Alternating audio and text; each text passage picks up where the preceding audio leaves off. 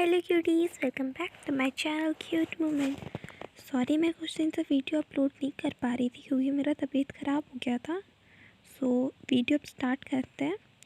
इसके पहले के एपिसोड में हमने जहाँ तक देखा था कि विंग ने कहा था कि वो इसके बाद वो बोलता है 13 ईयर्स बाद जब वो वापस आता है, फिर वो बोलता है मेरे छोटे छोटे डकलिंग्स मेरे बिना कैसे रहेंगे। विंग अपने बेबीज़ को बोल रहा होता है। फिर अब वो डायरी रीड करना स्टार्ट करता है बिना रुके, और साथ साथ रोने भी लगता है थोड़ा थोड़ा। फिर उसमें हमारा जो मेन विलन था, ये ड्रामा में भी दी अनटेल में भी जो हमारा मेन विलन तो ये महंगा था ना। इसमें भी वो रीड कर रहा होता है कि महंगा आके उसको पुरतभाव उभा कर देता है। तो उसमें बोलता है अभी भी हम इसके प्रेजेंट सेल्फ को पास्ट सेल्फ को पसंद नहीं करते। फिर विंग बोलता है मेरे को ये लोगों ने सबको मिलके फ्रेम किया, अब हम सच्ची में बहुत ज़्यादा गुस्सा है। इसके बाद विंग बोलता है मेरे शादी, मेरे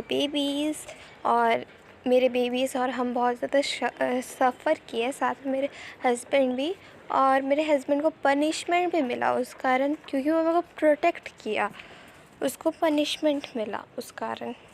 वो डायरी रीड कर ही रहा होता है, तभी लैन युआन आता है उसके रूम में। बोलता है मम्मा मम्मा आई एम हंग्री, मेरे को खाना खाना, मेरे को भूख लगा, ऐसे बोलने लगता विवुशियन को। फिर विवुशियन बोलते हैं रियली माय लिटिल बेबी, तो चलो हम तुम लोगों को कुछ बना देते हैं। फिर वो रूम से निकल कर किचन में चले जाते हैं। अब विवुशियन किचन जाके कुछ बनाने लगता है।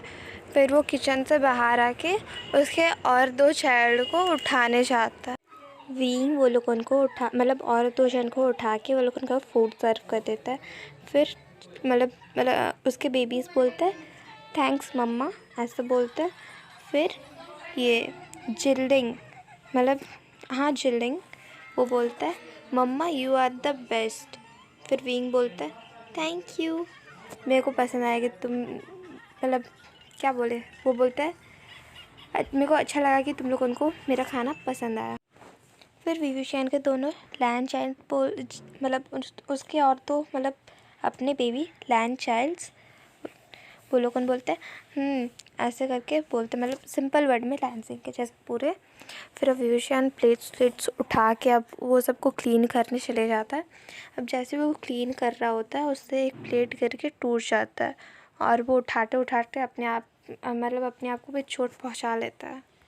अब जैसे विंग के हाथ में चोट लग जाता है वैसे ही दोनों उसके तीनों चाइल्ड में से सबसे छोटा वाला बोलता है, लैंड चाइल्ड में से छोटा वाला बोलता है आउच मम्मा, आपको तो चोट लगी है, आपका तो ब्लीडिंग हो रहा है। फिर विवुशियन बोलता है ये छोटा सा चोट है, कुछ नहीं होगा, चलो मेरे रूम जाके मेरा चोट को ट्रीट करते हैं।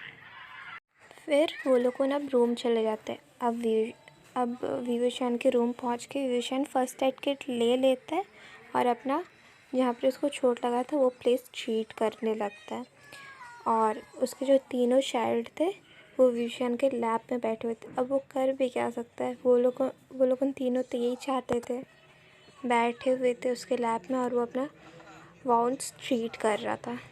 फिर लैन युआन बोलता है मम्मी वो कौन सा बुक है। फिर विवुशियन बोलता है वो वाला book, I found that book, वो विवुशियन ऐसा बोलता है।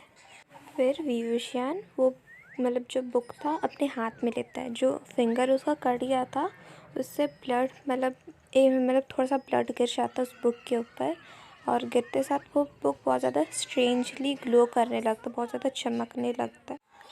अब तो बुक तो स्ट्रेंजली ग्लो करने लगता है। विवुशियन फिर अचानक से एक दूसरे स्ट्रेंज प्लेस में पहुंच जाता है, और विवुशियन अब तक उस बुक का लास्ट पेज रीड नहीं किया होता है, और जो कि एक एरियर होता है जो उसके ब्लड गिरने से एक्टिव हो जाता है।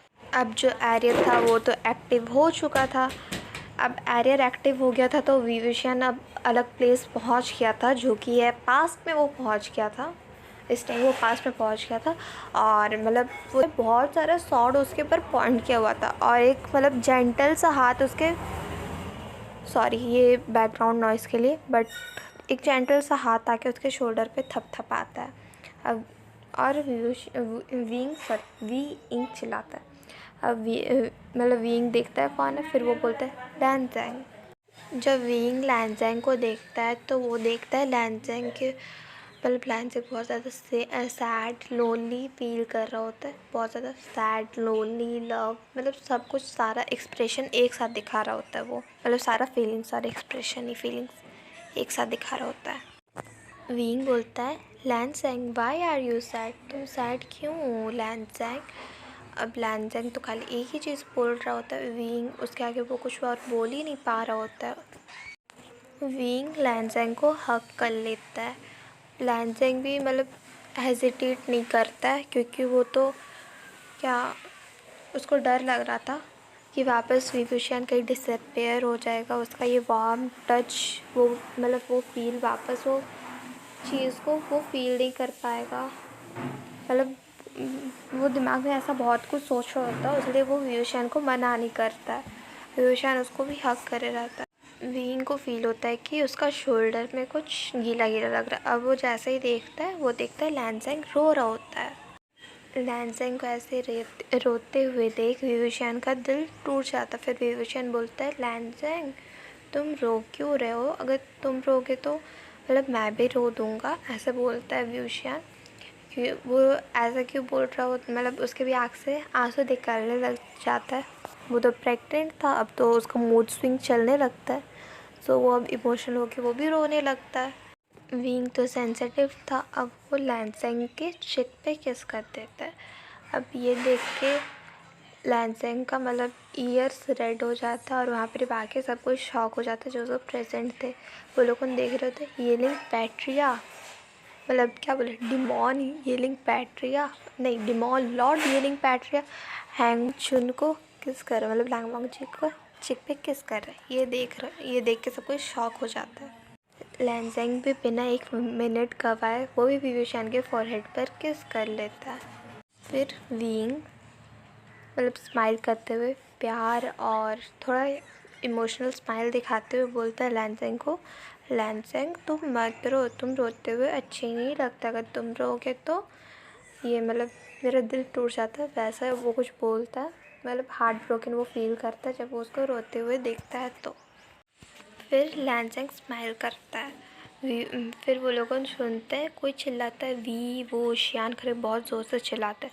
अब शियान तो अभी के लिए यहीं तक, क्योंकि इसके आगे का स्टोरी मैं बाद में अपलोड कर दूँगी। सॉरी फॉर लेट अपलोड करने के लिए वीडियो। हाँ और एक बात, क्योंकि आप लोग बहुत जन मेरे वीडियोस को देखते भी हो, लाइक नहीं करते, सब्सक्राइब नहीं करते, प्लीज़ वो भी करते हुए जाना। और बैकग्राउंड नॉइज़ के लिए सॉरी, क्योंकि मेरा कुछ दिन पहले तबीयत भी ख़राब हो गया था, इसलिए अभी मैं वीडियो नहीं अपलोड कर पा रही थी। Okay bye क्यूडीज़।